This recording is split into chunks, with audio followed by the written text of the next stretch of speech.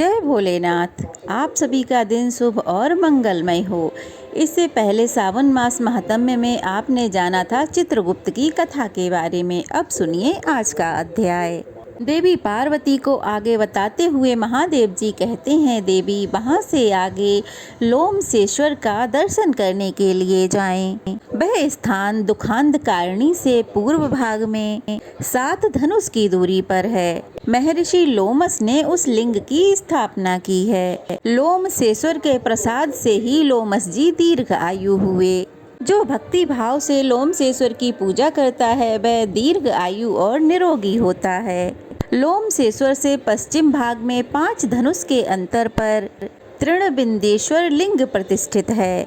मुनीश्वर तृणबिंदु एक मास पर उसके अग्रभाग से एक बिंदु जल लेकर पीते और तपस्या करते थे।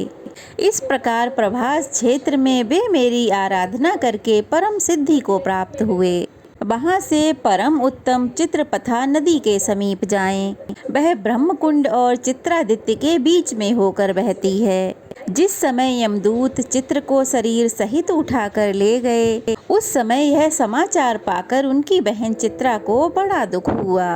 तब वह चित्रा नदी के रूप में परिणत होकर अपने भाई की खोज करने के लिए समुद्र में ही समा गईं। ब्राह्मणों ने उसका नाम चित्रपथा रख दिया। जो मनुष्य चित्रपथा में स्नान करके चित्रादित्य का दर्शन करता है वह सूर्य देव के परम धाम में जाता है। कलयुग में चित्रपथा नदी अंतर्ध्यान हो गई है। केवल वर्षा काल में ही उसका दर्शन होता है। भोजन करके या फिर बिना भोजन किए, रात में या दिन में, पर्व के दिन या फिर बिना पर्व के, मनुष्य पवित्र हो या अपवित्र, जब जहाँ जिस अवस्था में चित्रपथा नदी का दर्शन करे वही उसका पुण्य काल है। उसका दर्शन ही पुण्य पर्व है। कोई समय विशेष उसकी महत्ता का कारण नहीं होता। स्वर्गवासी पितर उस नदी का दर्शन करके हर्ष से गाने और नाचने लगते हैं कि हमारे वंश का कोई आकर यहाँ हमारा श्राद्ध करेगा और हमें एक कल्प तक तृप्त कर देगा।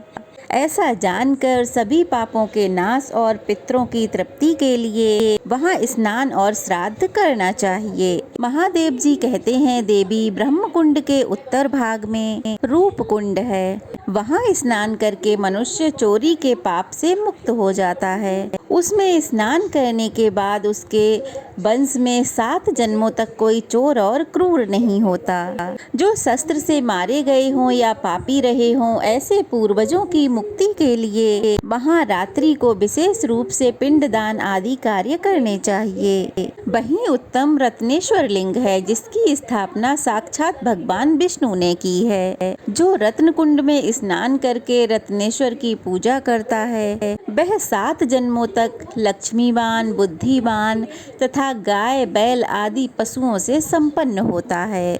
जो श्रवण नक्षत्र में द्वादशी के योग में विधिवत उपवास करके भक्ति पूर्वक उनकी पूजा करता है वह मनवांछित फल को पाता है। देवी वह स्थान मुझे विशेष प्रिय है। मैं वहाँ सदा निवास करता हूँ और प्रलय काल में भी उसका त्याग नहीं करता। वह सुदर्शन नामक वैष्णव क्षेत्र भी कहा गया है। उसका विस्तार सब ओर 36 धनुष तक है। इस सीमा के भीतर जो कोई भी अधम प्राणी कालवश मृत्यु को प्राप्त हो जाते हैं उन्हें भी परम पद की प्राप्ति होती है। जो लोग वहाँ भगवान विष्णु की प्रसन्नता के लिए सोने का गरुड़ और पीताम्बर दान करते हैं उन्हें यात्रा का उत्तम फल प्राप्त होता है। रत्नेश्वर से उत्तर में 3 धनुष दूर विनीतानंदन गरुड़ के द्वारा स्थापित बैनतेश्वर लिंग है। जो मनुष्य पंचमी के दिन भक्ति पूर्वक गरुणेश्वर की पूजा करता है उसे 7 जन्मों तक सर्प जनित विष का भय नहीं होता। जो बैनतेश्वर को पंचामृत से स्नान कराकर विधि पूर्वक उनका पूजन करता है वह स्वर्ग लोक में आनंद भोगता है। महादेव जी कहते हैं, हे देवी, इसके बाद सावित्री से नैऋत्य कोण में स्थित अश्वरूण राजभट्टागर रैवंतक का दर्शन करने के लिए जाएं। उनके दर्शन से मनुष्य सभी विपत्तियों से छूट जाता है। जो रविवार युक्त सप्तमी तिथि में उनकी पूजा करता है उसके वंश में कोई भी मनुष्य दरिद्र नहीं होता, इसलिए यत्न पूर्वक उन्हीं की पूजा करें। महादेव जी कहते हैं, पार्वती मद्र देश में अश्वपति नाम से विख्यात एक राजा थे, जो सब प्राणियों के हित में तत्पर, क्षमावान, सत्यवादी और जितेंद्रिय थे, लेकिन उनके कोई संतान नहीं थी। एक समय राजा अश्वपति ने प्रभास क्षेत्र की यात्रा की। यहाँ के तीर्थों में घूमते हुए वे सावित्री स्थल पर आए। वहाँ आकर उन्होंने सावित्री व्रत का अनुष्ठान किया। इससे उनके ऊपर ब्रह्मा जी की पत्नी भूर्भुवः स्वः स्वरूपा सावित्री देवी प्रसन्न हुई और मूर्तिमती होकर उनके नेत्रों के सामने प्रकट हो गईं। उनके हाथों में कमंडल शोभा पा रहा था, मुख तथा नेत्र प्रसन्नता से खिले हुए थे। देवी ने कहा, राजा वर मांगो। तब राजा ने कहा, देवी मुझे संतान चाहिए। तब सावित्री देवी बोली, राजन तुम्हें एक पुत्री की प्राप्ति होगी। ऐसा कहकर देवी वहाँ से अंतर्ध्यान हो गईं।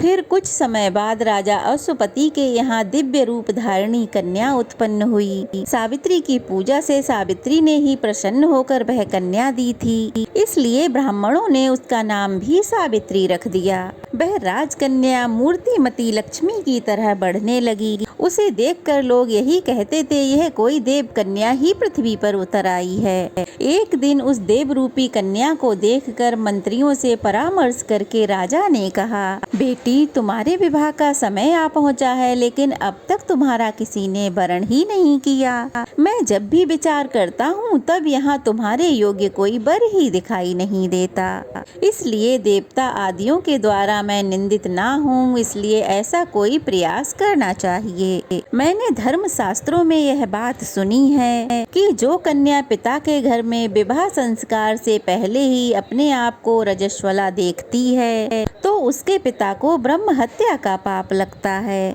इसलिए मैं तुम्हें बूढ़े मंत्रियों के साथ तीर्थ यात्रा के लिए भेजता हूँ। तुम स्वयं अपने पति का वरण करो। जो आज्ञा कहकर सावित्री ने अपने पिता की बात मान ली और यात्रा के लिए निकल पड़ी। वह राजर्षियों के सुंदर तपोवनों में गई, वृद्ध महर्षियों के चरणों में मस्तक झुकाया और समस्त तीर्थों और आश्रमों में घूम फिरकर घर को लौट आई।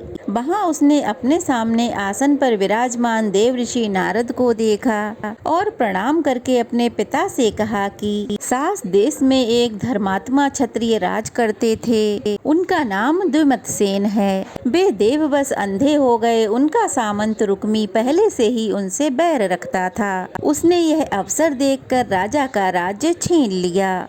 राजा द्विमतसेन अपनी पत्नी के साथ वन में चले गए। उनकी पत्नी की गोद में एक छोटा सा बालक भी था। राजा का वह पुत्र वन में ही बड़ा हुआ है। वह परम धर्मात्मा है। उसका नाम सत्यवान है। सत्यवान ही मेरे मन के अनुरूप पति हैं। मैं उनको ही प्राप्त करना चाहती हूँ। नारद जी ने कहा, राजन सावित्री अभी बच्ची है, इसीलिए इसने गुणवान सत्यवान का वरण किया है। उसके पिता भी सत्य बोलते हैं, उसकी माता भी सत्य बोलती हैं और वह स्वयं भी सत्य बोलता है। इसलिए मुनियों ने उस राजकुमार का नाम सत्यवान रखा है। सत्यवान को अश्व बड़े प्रिय हैं, इसलिए वह मिट्टी के अश्व बनाया करता है और अश्व के चित्र भी बनाता है, इसलिए उसका दूसरा नाम चित्राश्व है। किंतु उसे स्वीकार करके सावित्री ने बहुत भारी कष्ट मोल ले लिया है। द्विमतसेन का वह पुत्र शिक्षा, ज्ञान और गुणों में देवताओं के समान है। वह बहुत ही सत्यवादी ब्राह्मण भक्त है। याति के समान उदार, चंद्रमा के समान सुंदर, अश्विनी कुमारों के समान रूपवान और अतिशय बलवान भी है। किंतु उसमें एक दोष है। आज से 1 वर्ष पूरा होने पर उसकी आयु समाप्त हो जाएगी और वह अपना शरीर त्याग देगा। नारद जी की यह बात सुनकर राजा ने अपनी पुत्री से कहा, बेटी सावित्री जाओ और किसी दूसरे श्रेष्ठ पति का वरण करो। यह सत्यवान तो 1 ही वर्ष में शरीर त्याग देगा।